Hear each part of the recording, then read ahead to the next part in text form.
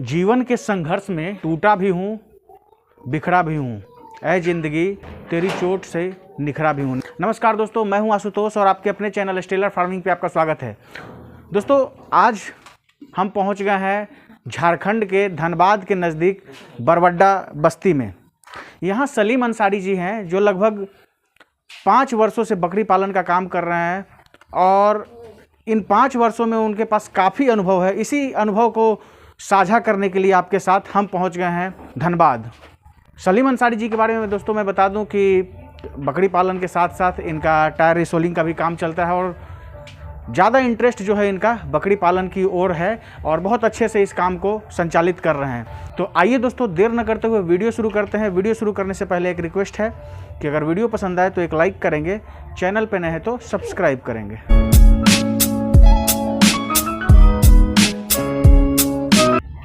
Sir, हमारे channel पे आपका स्वागत है। आपका भी स्वागत है सर हमारे फार्म में। सर, थोड़ा सा अपना परिचय, फार्म का पूरा पता हमारे व्यूअर्स को बता दीजिए। मेरा नाम मोहम्मद सलीम अंसारी हुआ और ये बरवड्डा धनबाद से 6 किलोमीटर जीटी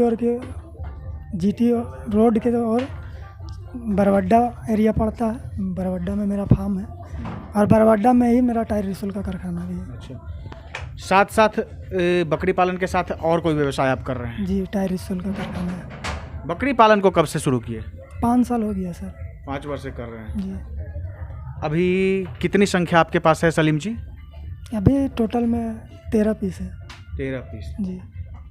लगभग साल में कितनी बकरियों का ट्रांजैक्शन आप कर लेते हैं, मतलब आप बेच लेते हैं? 35 से 40 बच्चे बेचते हैं। 35 से 40 बच्चे बेचते हैं प्रति वर्ष। जी। लगभग मुनाफा कितना आ जाता है? 70 से 80 हज़ार आ जाता है। जी। मात्र यही आपके पास रेशियो रहता है 13 से 15 बकरियों का? हाँ, बस यही रेशियो रहता है। और इसी में फिर 30-35 बच्चे आपको मिल जाते हैं? जी। बकरी पालन का काम कैसा लग रहा है आपको? बहुत प्रॉफिटेबल बिजनेस है सर। है जी। चलिए ठीक है, अब शुरू करते हैं। सलीम जी, जैसे 5 वर्ष पहले आप बकरी पालन को किए थे, ठीक है, शुरुआती दौर में किए होंगे तो ज़रूर कोई परेशानी आई होगी। जब हम पालन किसी चीज़ का करते हैं तो उसमें डिफ़िकल्टी आती ही आती है, ठीक है। तो क्या क्या समस्याएं आई थी उसको विस्तार से बताइए शुरुआती दौर से। देखिए, जैसे फर्स्ट में कोई भी लावेगा तो उस टाइम थोड़ा सा परेशानी होता ही है।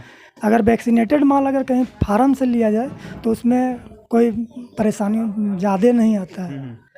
वो वैक्सीनेटेड माल ही अधिकतर हम खरीदते हैं। इसके वजह से हमारे साथ कोई विशेष करके ज़्यादा परेशानी आया नहीं। बाकी हाल फिलहाल जो है कुछ माल लाए थे जिसमें से एफएमडी का प्रकोप हो गया था और जो मेरा पहले का वैक्सीनेटेड माल था उसमें कोई प्रकोप नहीं हुआ।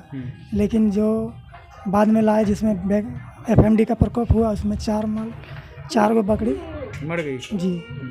क्या होता है एफएमडी में, क्या होता है, उसका सिम्टम बताइए, उसका उपचार क्या होता है, उसको थोड़ा विस्तार से हमारे दर्शकों को बताइए।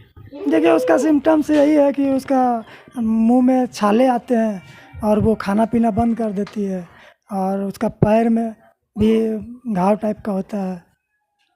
यही सब लक्षण है इसका। उसका रोकथाम कैसे किया जाए?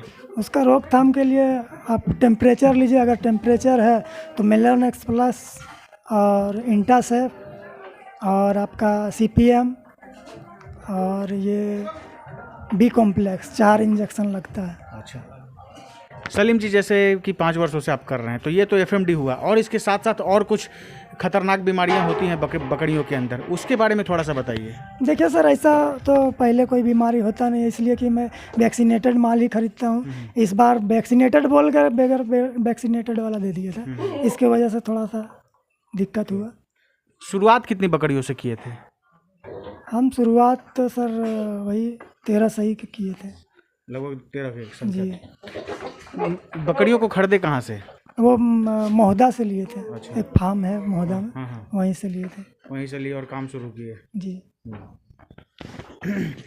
अभी जैसे जो भी बकरी पालन आप कर रहे हैं, जो ये एरिया है, तो ये एरिया आप 2 भागों में डिवाइड कर दिए, एक इस तरफ है और एक उस तरफ है, तो इसका क्या कारण है? ये सर जैसे बढ़िया मौसम के लिए ये बाहर वाला पोजीशन है और अंदर जो है वो ठंडा का मौसम के लिए और बरसात का मौसम के लिए है, नमी से बचाने के लिए। जी। अच्छा, टोटल कितने एरिया में ये बना हुआ है? ये बाहर का पोर्शन जो है 10 बाई 30 का है और अंदर वाला 20 बाई 24 का है। लगभग क्या कैपेसिटी होगा इसके, कितनी क्षमता है बकरियों की, कितना रखा जा सकता है इसमें? 35 तक रखा जा सकता है। 35 तक रखा जा सकता है।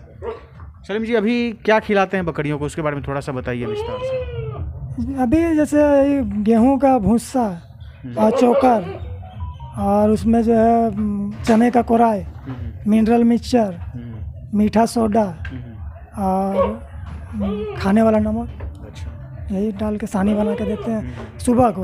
और दोपहर में जो है मेरे पास नेपियर है और मोरिंगा, दोपहर में देते हैं। और शाम को फिर वही शेड्यूल चलता है जो सवेरे चलता है। सलीम जी, अभी कौन कौन सा नस्ल आपके पास है? बर्बरी है, ब्लैक बंगाल है, सिरोही है, अंजूरी है, 4 नस्ल है। इनमें से बेहतर कौन लगा आपको या लगता है? बर्बरी सबसे बेहतरीन है। क्यों, कारण क्या है?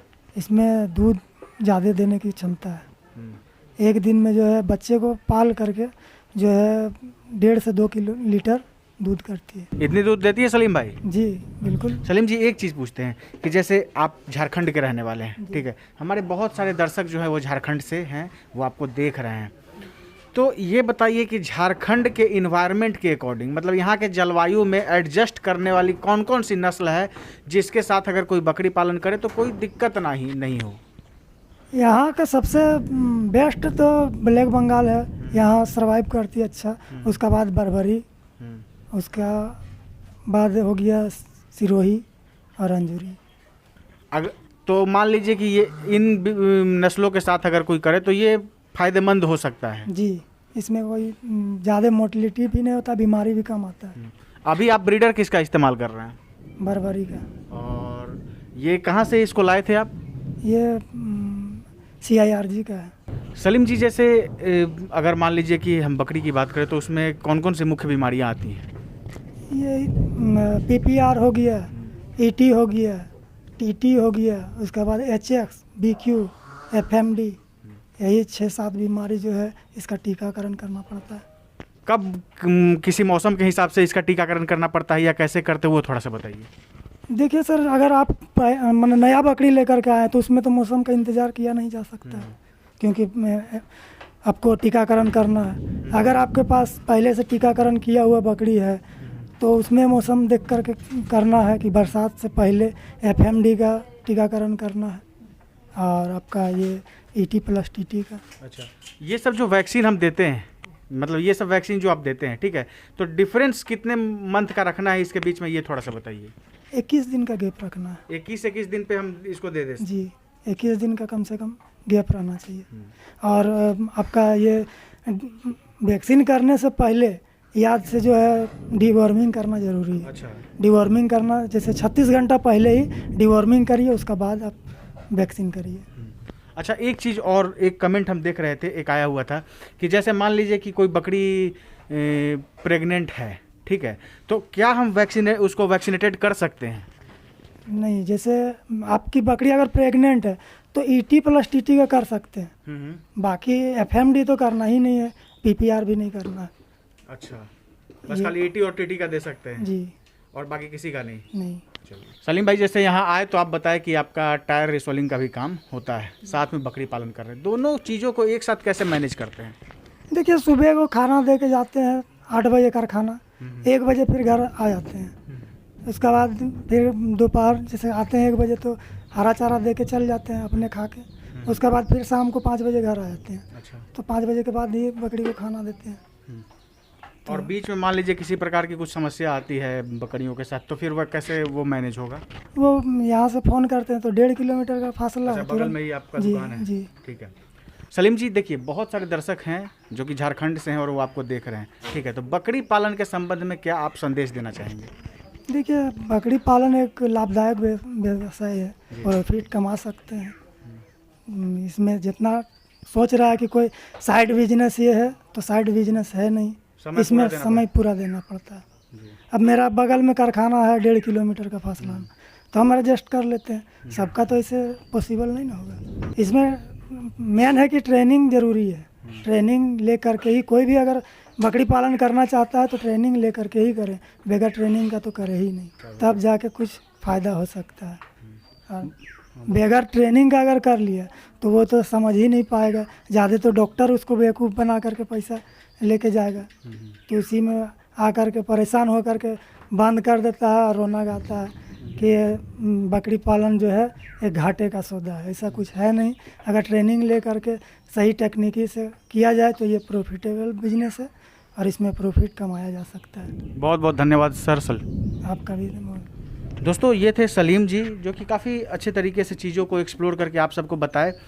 दोस्तों मैं हमेशा कहता हूँ आप सबको कि कहीं भी आप कुछ भी व्यवसाय शुरू करें तो उसकी तकनीकी जानकारी आपके पास होना चाहिए। बहुत सारे सरकारी संस्थान हैं और सरकार अपने स्तर से भी बहुत खर्च कर रही है लोगों को प्रशिक्षित करने के लिए, तो आप कहीं से भी प्रशिक्षण लें, लेकिन तभी उसके बाद आप इस व्यवसाय को शुरू करें। दोस्तों आशा है ये वीडियो आपको पसंद आई होगी, लेकिन फिर भी अगर कोई हमारे से प्रश्न पूछने से रह गया हो या आपके अंदर कोई डाउट है तो आप कमेंट करके पूछ सकते हैं, उसका जवाब दिया जाएगा। दोस्तों आशा है ये वीडियो आप सबको काफ़ी पसंद आई होगी।